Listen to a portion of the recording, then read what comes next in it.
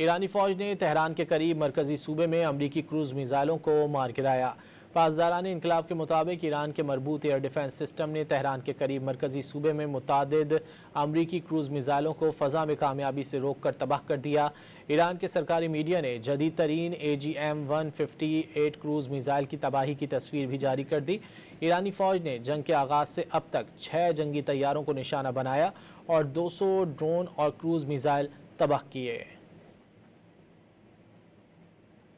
ایرانی فوج نے تہران کے قریب مرکزی صوبے میں امریکی کروز میزائلوں کو مار گرایا۔ پاسداران انقلاب کے مطابق ایران کے مربوط ایئر ڈیفنس سسٹم نے تہران کے قریب مرکزی صوبے میں متعدد امریکی کروز میزائلوں کو فضا میں کامیابی سے روک کر تباہ کر دیا۔ ایران کے سرکاری میڈیا نے جدید ترین AGM-158 کروز میزائل کی تباہی کی تصویر بھی جاری کر دی۔ ایرانی فوج نے جنگ کے آغاز سے اب تک 6 جنگی طیاروں کو نشانہ بنایا اور 200 ڈرون اور کروز میزائل تباہ کیے۔